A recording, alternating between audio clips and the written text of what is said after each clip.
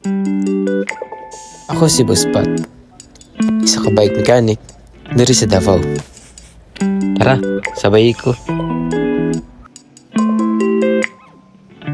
Karon, magtaod ang headset.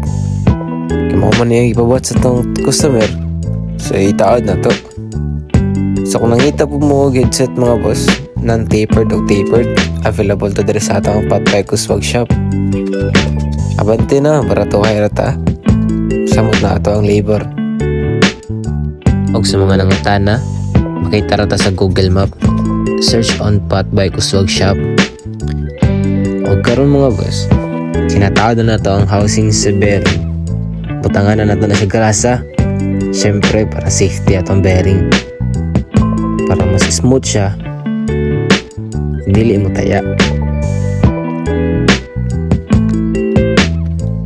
After mabut ngan, butanin na to ang bearing. Siyempre, di ba mga boss? Nigmana na mga boss kung ano to ang tools na pang-press ani bearing para mas maplasta siya o di siya magtakilid. Sa?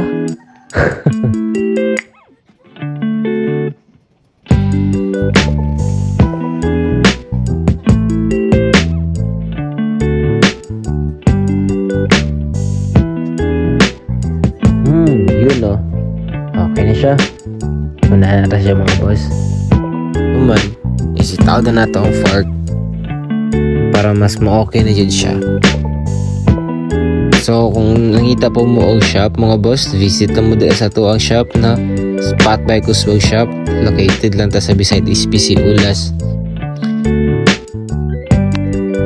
Ug ang tuang open time is 9 AM to 7 PM. So taas tag oras na makaabante. And shout out ko sa ko ang helper, si Boss Gamay. Salamat kayo Boss Gamay sa kanunay pagtabang. So makita ninyo, tagdara rin ninyo mga boss.